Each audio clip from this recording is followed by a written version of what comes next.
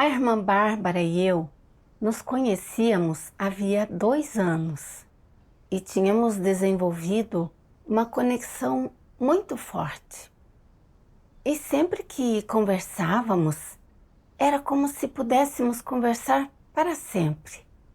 Conversávamos muito sobre as nossas experiências e o que tínhamos ganhado com elas.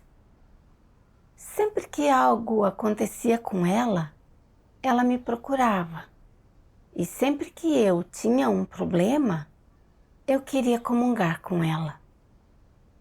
Ela sempre comungava comigo com paciência e eu prezava a relação próxima que tínhamos. Eu achava ótimo ter uma irmã do meu lado que podia me ajudar e apoiar.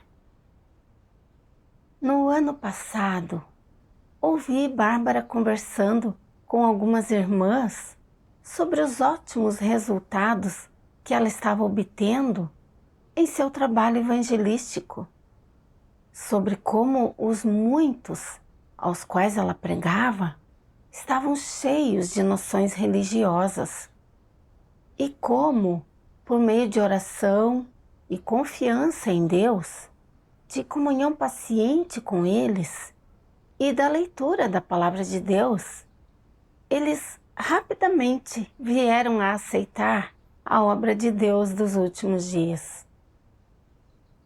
Vi que as irmãs olhavam para ela com admiração, faziam todos os tipos de perguntas e buscavam boas sendas de prática.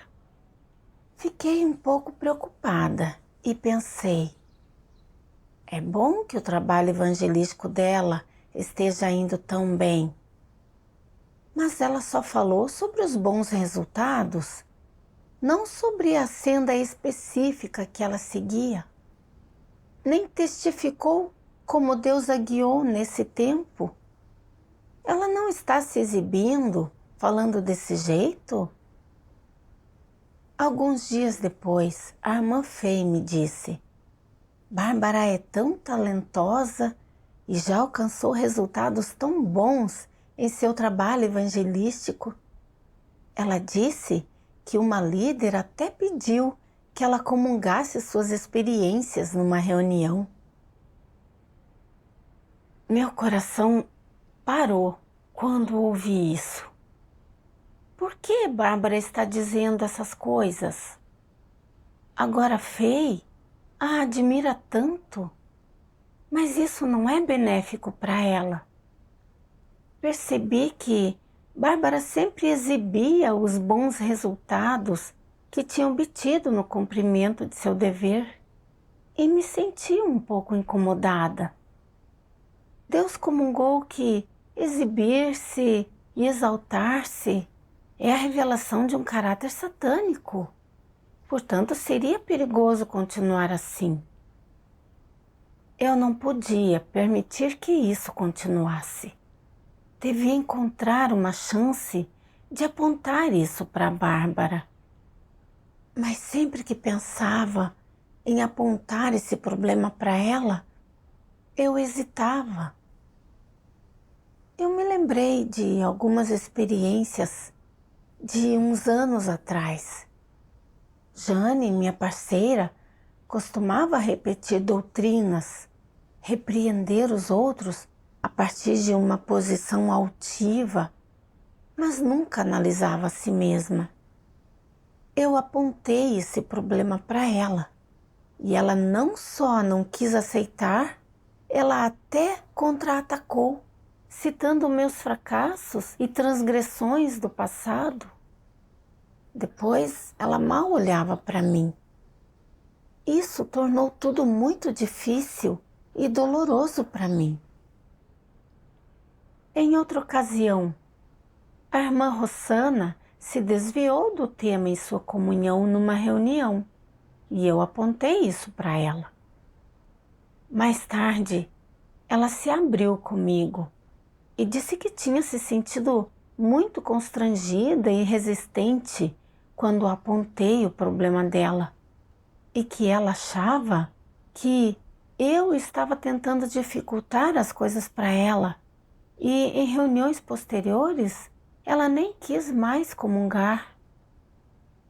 Embora mais tarde ela tenha buscado, refletido e reconhecido os seus problemas, ouvi-la dizer isso foi muito difícil para mim.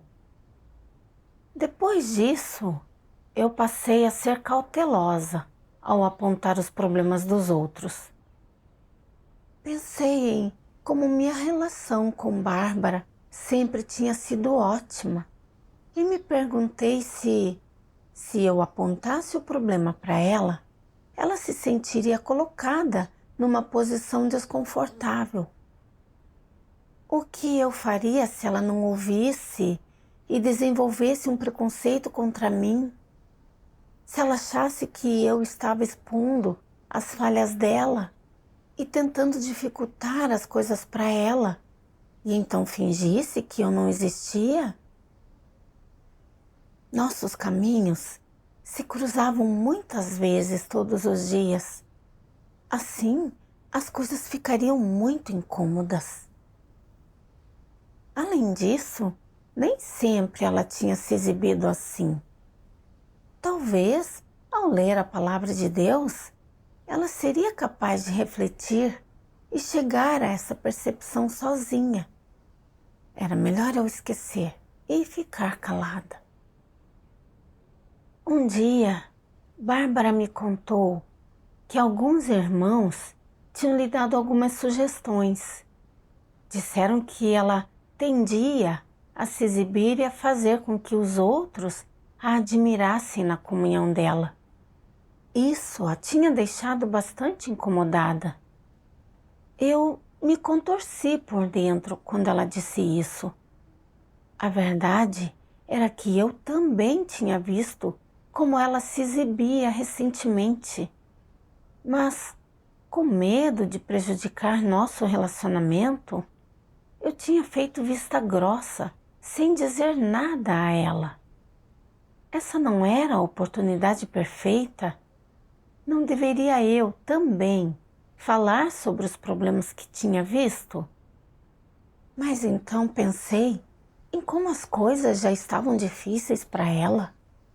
Perguntei-me se ela suportaria ou se ficaria negativa se eu também dissesse algo. Eu percebi também que devia apontar para ela os problemas que tinha visto, mas temia que ela pensaria que eu era dura demais e que ela se distanciaria de mim. Por isso refleti com cuidado sobre que tom eu deveria usar e como deveria me expressar para ser mais delicada e não envergonhá-la. Então, citei exemplos de como eu tinha me exaltado e exibido no passado e como eu tinha refletido e vindo a entender isso. E só no fim mencionei de passagem o problema dela. Eu temia envergonhá-la, por isso lhe dei algumas palavras de consolo. Todos têm caracteres corruptos e é perfeitamente normal manifestar isso. Acontece também comigo. Eu sempre fui muito arrogante e presunçosa e eu me exibo com frequência. Não permita que isso constranja você. Você precisa ter a atitude correta em relação a si mesma. Ela não respondeu nada a isso. Mas então aconteceu algo que me deixou inquieta de novo. Numa reunião, Bárbara comungou o seu entendimento da palavra de Deus e falou sobre uma experiência recente que ela tivera ao espalhar o Evangelho. Ela falou que tinha pregado a um pastor que tinha acreditado no Senhor por décadas. O homem estava cheio de noções religiosas e tinha ouvido muitos boatos. Ele não quis aceitar o Evangelho nem mesmo após ouvir repetidas pregações. Mas então ela foi comungar e debater com ele, e citando passagens relevantes da palavra de Deus, conseguiu refutar as noções dele uma por uma. E no fim, ele abriu mão das noções dele e aceitou a obra de Deus dos últimos dias. Quando ela parou de falar, a atenção de todos estava concentrada na experiência evangelística dela e não na palavra de Deus. Na hora eu me dei conta. Ela não estava fugindo do tema. Embora estivesse comungando sua experiência evangelística, quando ela terminou, todos começaram a admirá-la e a olhar para ela. Isso não era ela se exibindo? Eu quis apontar isso para ela e fazê-la parar de falar sobre esse tema, mas não consegui abrir a boca. Se eu a interromper na frente de tantas pessoas, ela não ficará envergonhada? É verdade que Bárbara tem obtido alguns resultados em seu trabalho evangelístico. Então, se eu lhe disser isso, todos pensarão que estou com inveja e que estou dificultando as coisas para ela? Talvez suas intenções sejam boas e ela não esteja tentando se exibir. Assim, não me manifestei, mas não consegui me acalmar para ponderar a palavra de Deus, e minha comunhão careceu de esclarecimento, e eu só disse algumas palavras sem inspiração. Assim, a reunião foi encerrada. Passei aquela noite me revirando na cama, incapaz de dormir. Não conseguia parar de pensar nas coisas que Bárbara tinha dito para se exibir na reunião e na expressão de admiração no rosto de todos. O que ela tinha comungado não tinha lhes oferecido um entendimento melhor da palavra de Deus. Em vez disso, ela tinha atraído a atenção de todos para o trabalho evangelístico dela. E assim, a reunião não tinha trazido nenhum proveito. Por medo de envergonhá-la, eu tinha ficado calada e falhado em proteger a vida de igreja. Eu não era uma bajuladora sem nenhum senso de justiça. Lembrei-me de uma passagem da palavra de Deus. Você deve examinar a si mesmo cuidadosamente para ver se é uma pessoa correta. Seus objetivos e intenções são formulados pensando em mim? Todas as suas palavras e ações são ditas e feitas na minha presença? Eu examino todos os seus pensamentos e ideias. Você não se sente culpado?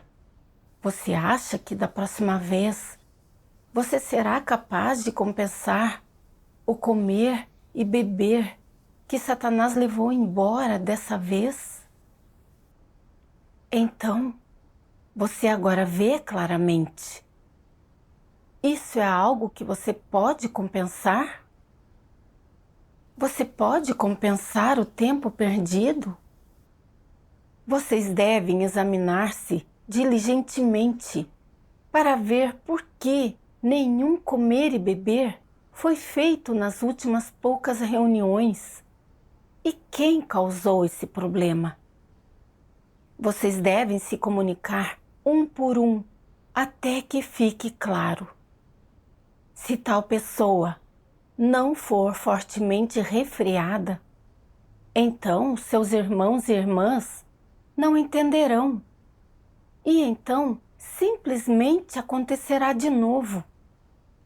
Seus olhos espirituais estão fechados. Muitos de vocês estão cegos. Além disso, aqueles que veem são descuidados sobre isso. Eles não se levantam, nem falam e também são cegos. Aqueles que veem, mas não falam, são mudos. Existem muitos aqui com deficiências. A palavra de Deus me angustiou profundamente. Pensei em como Bárbara tinha fugido do tema na comunhão dela, desperdiçado o tempo de todos e impactado a produtividade da reunião. E eu assistia a tudo em silêncio. Fiquei pensando, eu sabia claramente que Bárbara estava fugindo do tema. Por que então eu não protegia a vida de igreja? Por que decidi permanecer calada e ser uma bajuladora? Em primeiro lugar, eu não tinha certeza se Bárbara realmente estava se exaltando e exibindo. Era verdade que ela tinha alguma experiência em espalhar o Evangelho e comungar essas experiências podia ser benéfico para os outros. Então, essa comunhão dela podia ser considerada exibir-se? Em segundo lugar, eu temia que eu não estivesse vendo as coisas claramente, que se dissesse algo, eu a constrangeria e que os outros pensariam que eu estava dizendo aquilo por inveja. Na reunião, no dia seguinte, eu mencionei minhas preocupações e busquei a ajuda de algumas irmãs. Lemos uma passagem da Palavra de Deus juntas. Exaltar-se, testificar de si mesma, exibir-se, tentar fazer com que as pessoas a estimem. A humanidade corrupta é capaz dessas coisas. É assim que as pessoas reagem instintivamente quando são governadas por sua natureza satânica. E é algo comum a toda a humanidade corrupta. Como as pessoas costumam se exaltar e testificar de si mesmas? Como alcançam esse objetivo? Elas testificam quanto trabalho fizeram, quanto sofreram, quanto se despenderam e que preço pagaram. Elas usam essas coisas como capital com o qual se exaltam, o que lhes garante um lugar mais elevado, mais firme e mais seguro na mente das pessoas, para que mais pessoas as estimem, admirem, respeitem e até mesmo as venerem, idolatrem e sigam.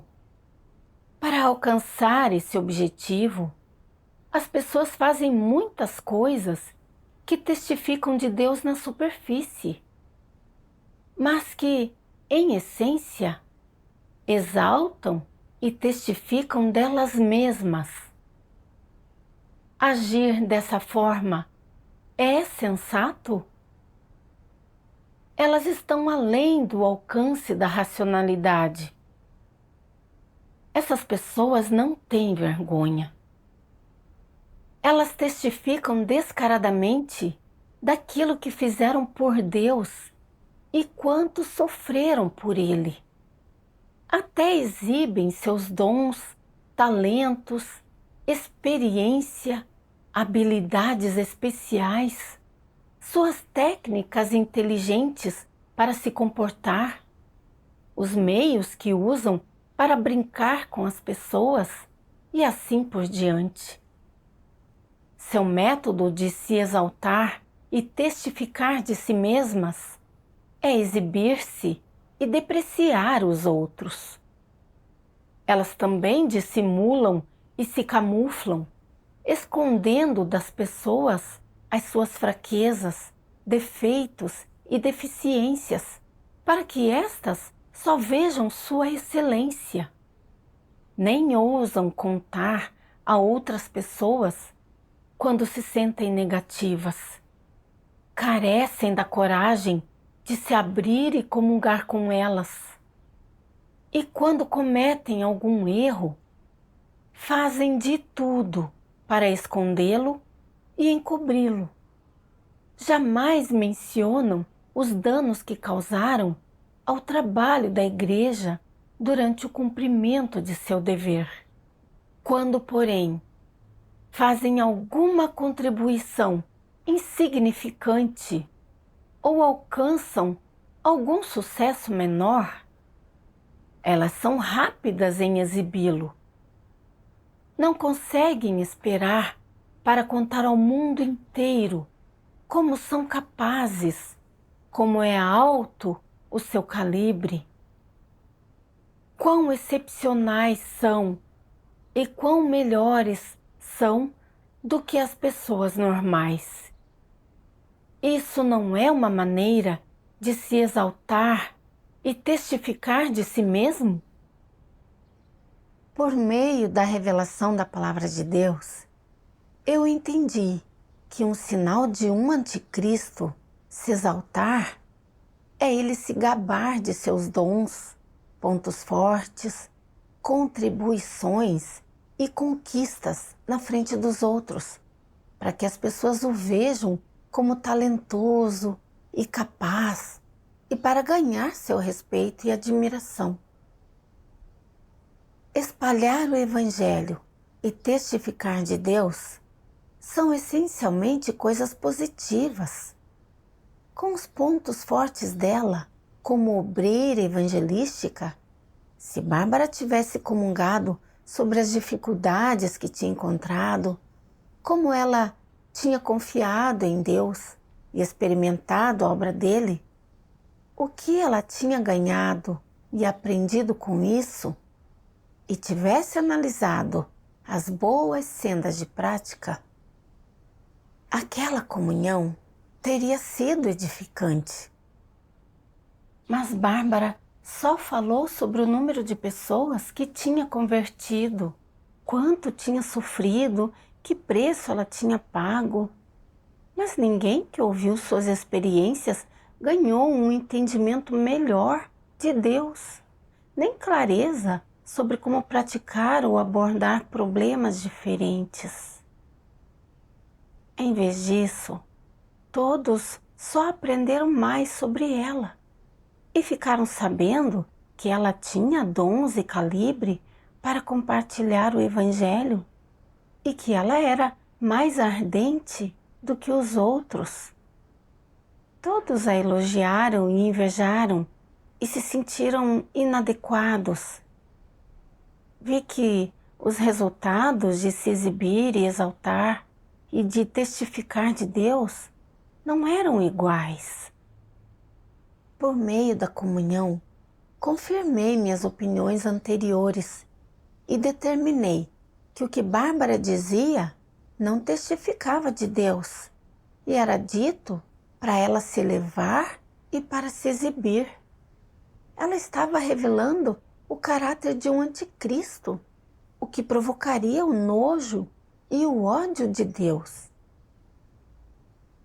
As irmãs também me lembraram de que Bárbara podia não estar ciente do caráter corrupto que estava revelando e que, tendo visto isso, deveríamos apontar isso para ela com amor.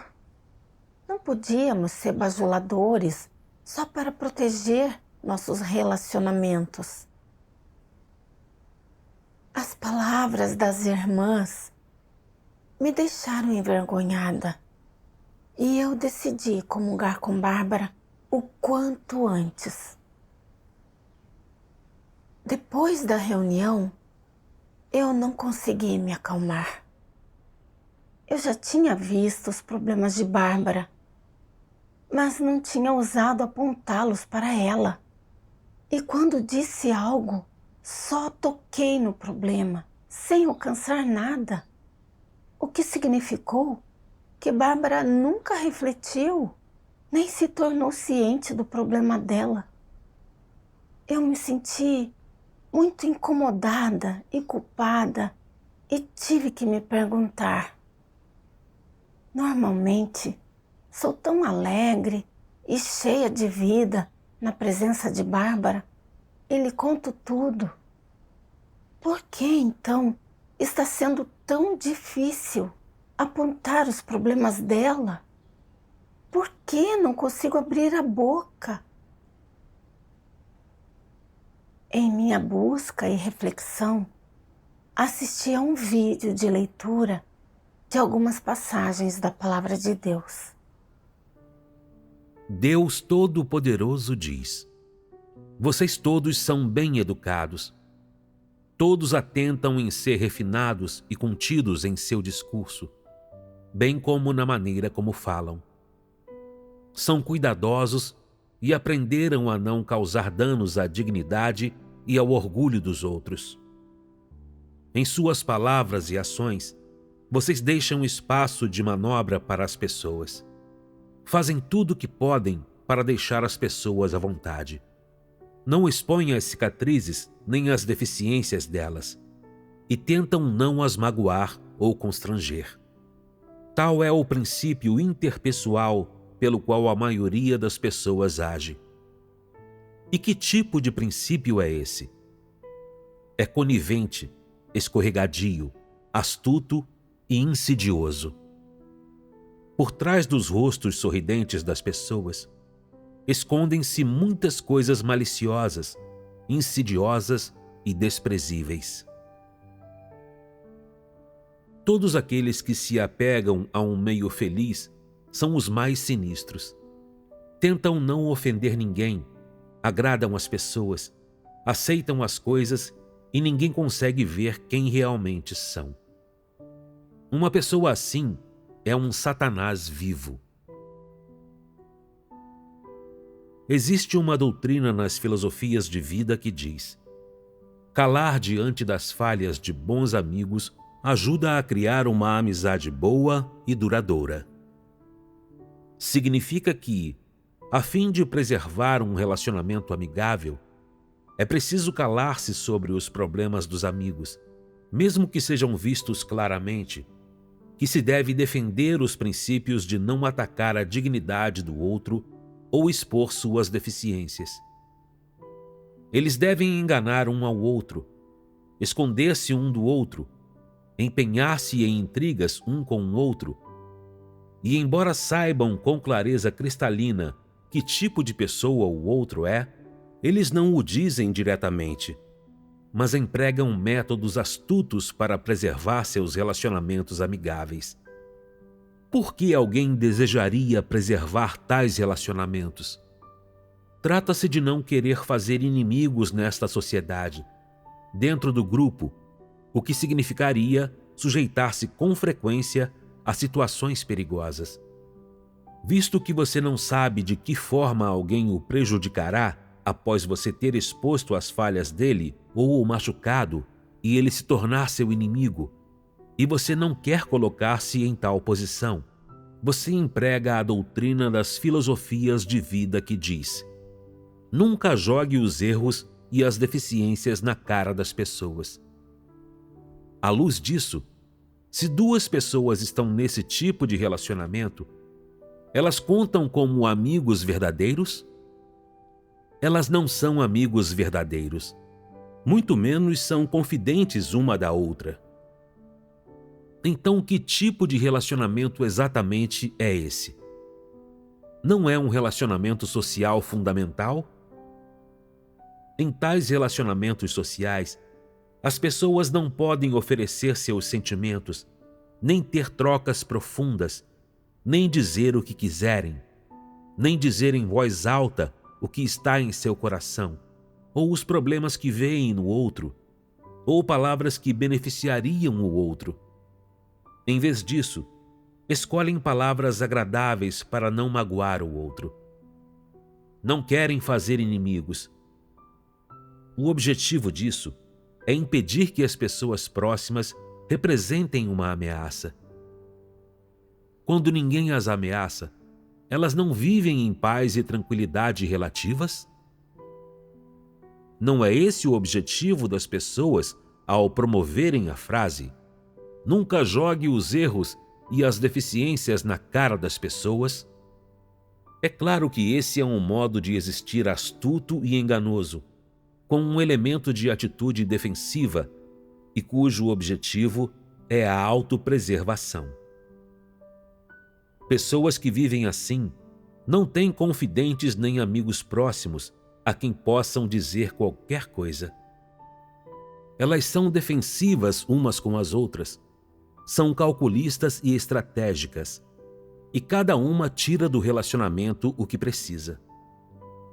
Não é assim? Em sua raiz, o objetivo do ditado "nunca jogue os erros e as deficiências na cara das pessoas" é evitar ofender os outros e fazer inimigos. É proteger-se, não machucando ninguém. São uma técnica e um método adotados para impedir que você seja machucado. Analisando esses vários aspectos da essência, a exigência feita à virtude das pessoas de nunca jogar os erros e as deficiências na cara das pessoas é um princípio nobre? É positivo? O que então ele ensina às pessoas? Que você não deve chatear nem magoar ninguém. Caso contrário, você acabará sendo magoado. Além disso, que você não deve confiar em ninguém.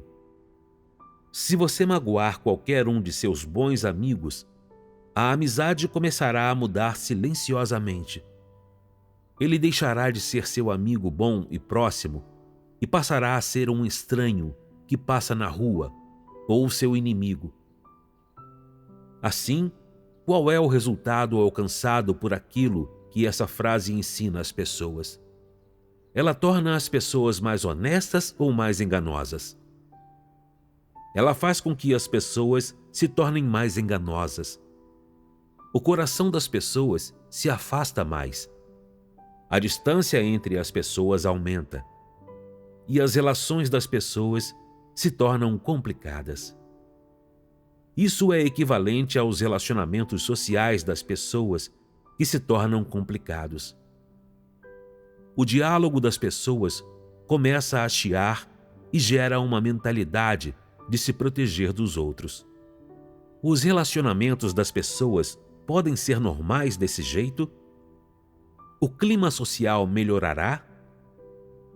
É por isso que a frase "nunca jogue os erros e as deficiências na cara das pessoas" está obviamente errada.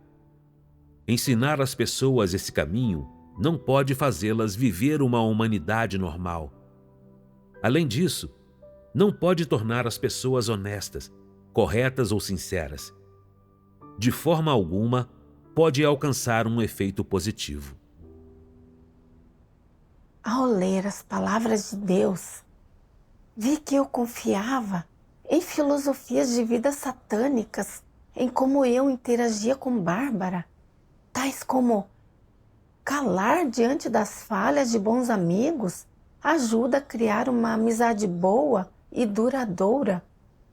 Nunca jogue os erros e as deficiências na cara das pessoas. E um amigo a mais significa um caminho a mais. Até então, eu tinha visto essas filosofias como princípios para interagir com as pessoas. Achava que comportar-me assim era o único jeito de manter minhas relações interpessoais, de não ofender os outros e não me meter em problemas. Por meio da revelação da palavra de Deus, vi finalmente que essas filosofias eram jeitos de viver dissimulados, enganosos e traiçoeiros, que elas levavam as pessoas a ter cautela e impediam interações sinceras e que não permitiam que elas amassem umas às outras. Embora interagir desse jeito evite ofender e se meter em problemas, isso impede você de ter amizades verdadeiras e só permite que as pessoas se tornem cada vez mais falsas e enganosas. Também entendi que é preciso ser cândido ao interagir com os outros e que, quando você vê que alguém tem um problema, você deve confiar na compaixão para ajudar da melhor forma possível. Mesmo que, na hora, ele não consiga aceitar e o entenda errado, ainda assim, você deve aderir a esses princípios e ter as intenções corretas ao abordá-lo. Quanto àqueles que aceitam a verdade, quando eles são tratados, embora se sintam momentaneamente envergonhados e resistentes, mais tarde eles serão capazes de buscar a verdade e refletir sobre si mesmos. Eles não só não ficarão ressentidos, eles serão gratos à pessoa que os corrigiu. Lembrei-me das minhas interações com Bárbara. Em várias ocasiões, eu tinha visto como ela se exibia na frente dos outros e que os outros a tinham em alta estima. Mas eu tinha medo de machucar o ego dela se eu apontasse o seu problema e que ela me ignoraria no futuro. Assim, para manter as boas relações com ela, eu fiquei olhando, sem dizer nada a ela e sem ajudá-la quando ela revelou corrupção, o que significava que ela não estava refletindo e não conhecia o problema dela. E mais tarde, ela retomou seus hábitos antigos. Vi que ao viver segundo essas filosofias satânicas, eu só quis proteger nosso relacionamento para que Bárbara dissesse que eu era uma pessoa compreensiva e empática. Eu não considerei a entrada dela na vida. Se eu tivesse apontado mais cedo os problemas para ela, talvez ela teria algum entendimento de seu caráter corrupto e não diria coisas tão insensatas durante as reuniões. Eu tinha me tornado uma bajuladora para proteger nossa relação. Isso era um comportamento muito prejudicial. Eu me lembrei de outra irmã com a qual tinha interagido. Vi que muitas vezes ela era superficial no dever dela e que quando os outros apontavam os problemas para ela retrucava e não conseguia aceitar.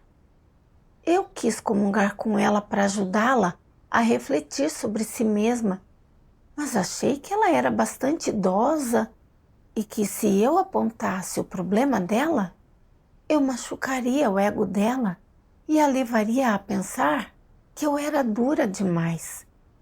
Assim, eu me fingi de cega em relação ao problema dela e permaneci alegre, tagarela e amigável com ela.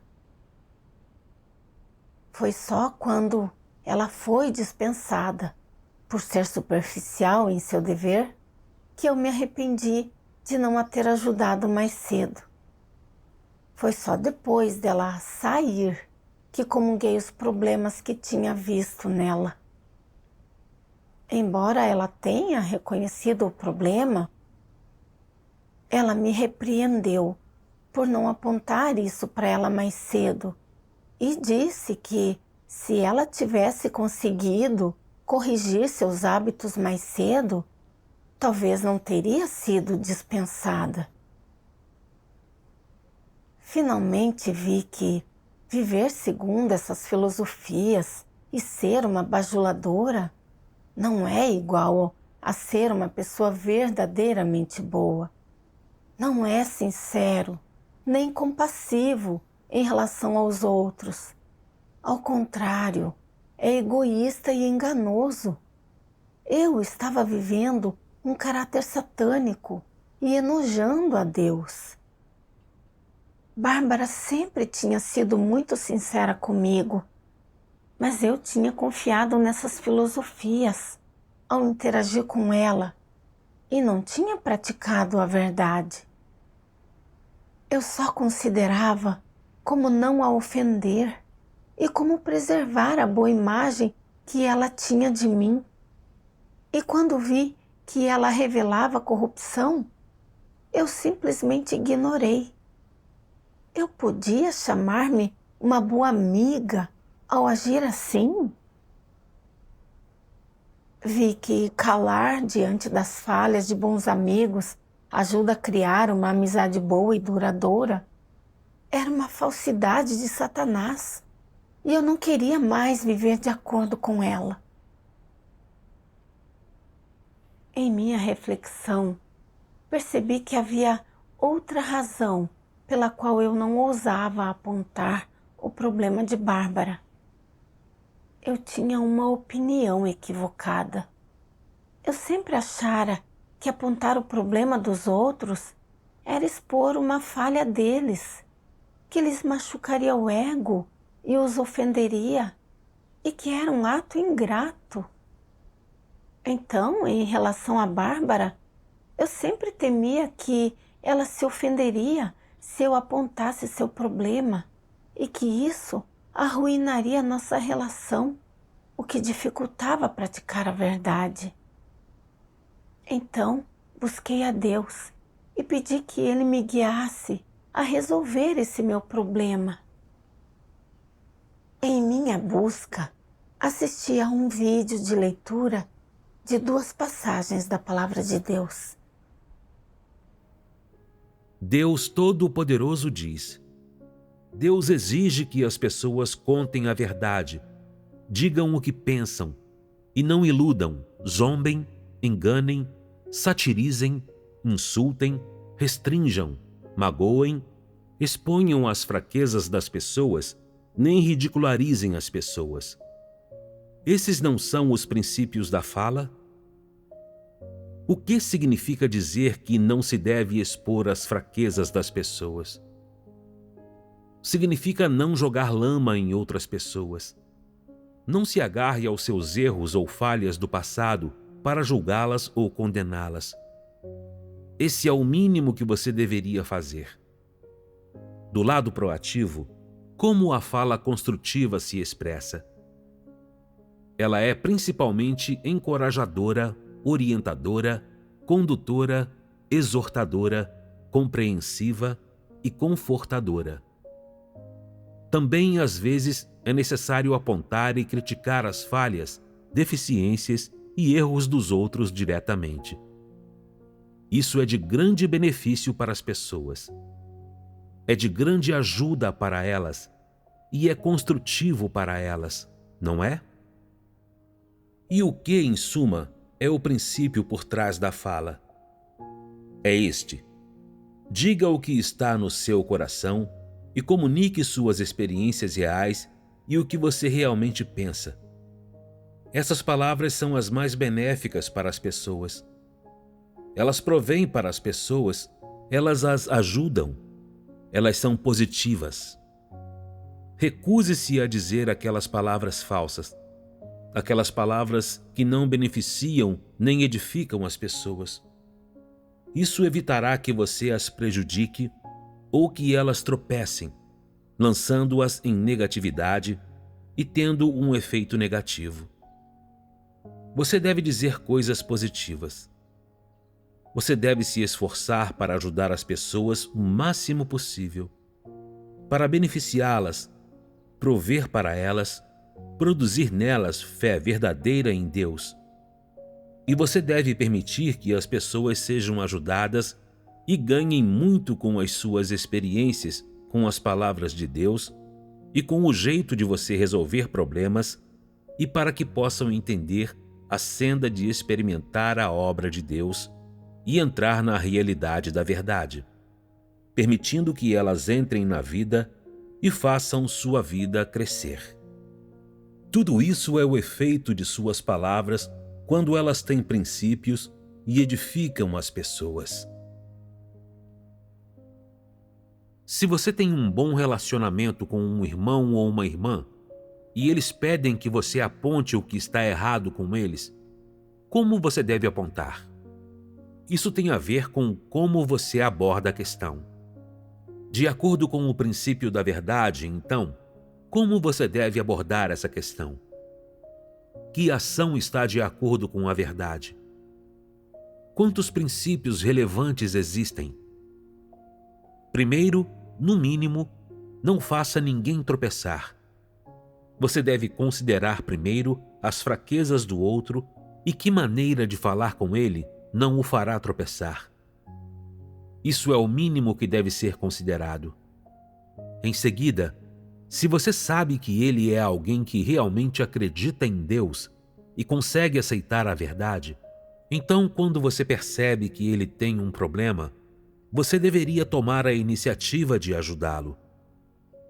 Se você não faz nada e ri dele, isso constitui machucar e prejudicá-lo. Alguém que age assim não tem senso nem consciência e não tem amor pelos outros. Aqueles que têm um pouco de senso e consciência não conseguem ver seus irmãos e irmãs como uma piada. Eles deveriam achar jeitos diferentes de ajudá-los e resolver o problema deles. Deveriam fazer com que a pessoa entenda o que aconteceu e onde estava o erro. Se ela consegue se arrepender, isso é assunto dela. Nós teremos cumprido a nossa responsabilidade. Mesmo que ela não se arrependa agora, mais cedo ou mais tarde, virá o dia em que ela cairá em si, e ela não culpará nem acusará você.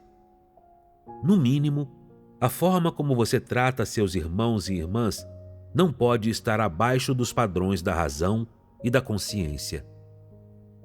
Não se endivide com os outros.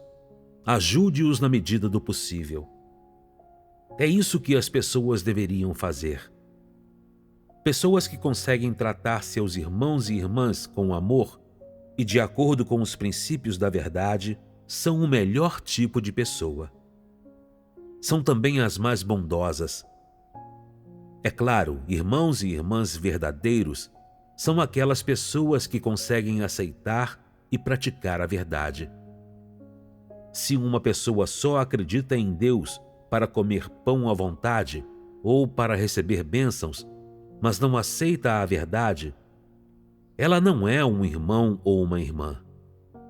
Você deve tratar irmãos e irmãs verdadeiros de acordo com os princípios da verdade. Não importa como acreditem em Deus, nem em que senda estejam, você deve ajudá-los no espírito do amor. Qual é o efeito mínimo que se deve alcançar? Em primeiro lugar, não fazer com que tropecem e não permitir que fiquem negativos. Em segundo lugar, ajudá-los e fazer com que voltem da senda errada. E em terceiro lugar, levá-los a entender a verdade e escolher a senda certa. Esses três tipos de efeito só podem ser alcançados ajudando-os no espírito do amor. Se você não tem amor verdadeiro, você não pode alcançar esses três tipos de efeitos e só poderia alcançar um ou dois, no melhor dos casos. Esses três tipos de efeitos são também os três princípios para ajudar os outros. Você conhece esses três princípios e você os entende, mas como eles são aplicados? Você realmente entende a dificuldade do outro? Isso não é outro problema? Você deve pensar também: qual é a origem da dificuldade dele? Sou capaz de ajudá-lo? Se minha estatura é baixa demais e eu não consigo resolver o problema dele, e eu falo sem cuidado, talvez eu o aponte para a senda errada. Além disso, quão capaz é essa pessoa de entender a verdade e qual é o seu calibre? Ela é teimosa? Ela entende questões espirituais? Ela consegue aceitar a verdade? Ela busca a verdade? Se ela vir que sou mais capaz do que ela e eu comungar com ela, surgirão inveja e negatividade nela? Todas essas questões devem ser consideradas. Depois de considerar e ganhar clareza sobre essas questões, vá comungar com essa pessoa. Leia várias passagens das palavras de Deus que se aplicam ao problema dela e capacite-a a entender a verdade nas palavras de Deus e a encontrar a senda para praticar. Então, o problema será resolvido e ela sairá da adversidade. Essa é uma questão simples? Essa não é uma questão simples. Se você não entende a verdade, não importa quanto você diga, tudo será em vão. Se você entende a verdade, a pessoa pode ser esclarecida e se beneficiar de algumas sentenças. A palavra de Deus me fez entender que, se você expõe as deficiências de uma pessoa para tirar vantagem das fraquezas dela, para julgar e condená-la, e se suas intenções são ridicularizar, zombar e denunciar, isso enoja a Deus. Mas se você aponta os problemas e deficiências de uma pessoa com a intenção de ajudá-la, isso é edificante e é uma expressão de compaixão pelo outro e um senso de responsabilidade pela vida dele. Se a pessoa busca a verdade, então, com a ajuda dos outros, ela será capaz de refletir sobre si mesma e buscar a verdade para resolver seus problemas e progredirá em sua entrada na vida. No entanto, algumas pessoas resistem e são adversas a ser tratadas e a ter seus problemas apontados.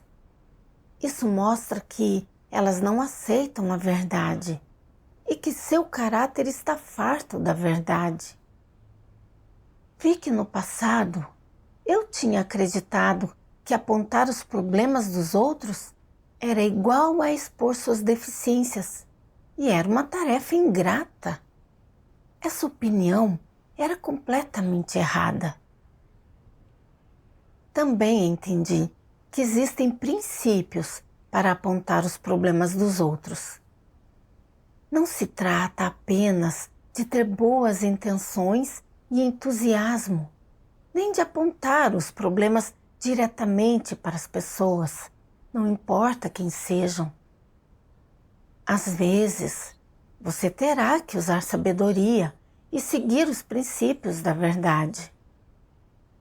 O mais importante é que você considere as verdades relevantes, que você ajude os outros a entender a verdade e a vontade de Deus, apontando as coisas para eles e lhes dê uma senda de prática. Só se fizer isso, você estará realmente ajudando as pessoas. A essa altura, percebi finalmente que eu não tinha obtido bons resultados ao apontar os problemas dos outros, porque eu não tinha buscado os princípios da verdade. Como no caso de Rossana, que era vaidosa, se preocupava com sua reputação e não tinha sido tratada antes. Quando descobri que ela estava fugindo do tema em sua comunhão, eu não só deveria ter apontado o problema para ela, eu também deveria ter compartilhado com ela os princípios para comungar a palavra de Deus, para ajudá-la a encontrar uma senda de prática. Assim, eu não a teria constrangido e eu a teria capacitado a comungar de acordo com os princípios em reuniões posteriores. Quando entendi esse princípio, deixei de ter medo de apontar os problemas de Bárbara e soube que devia ajudá-la de acordo com os princípios e com compaixão para impedir que ela trilhasse a senda errada. No meu coração, busquei e orei a Deus. Como posso comungar com Bárbara eficientemente, não a constranger e permitir que ela entenda esse aspecto da verdade e reconheça o problema dela?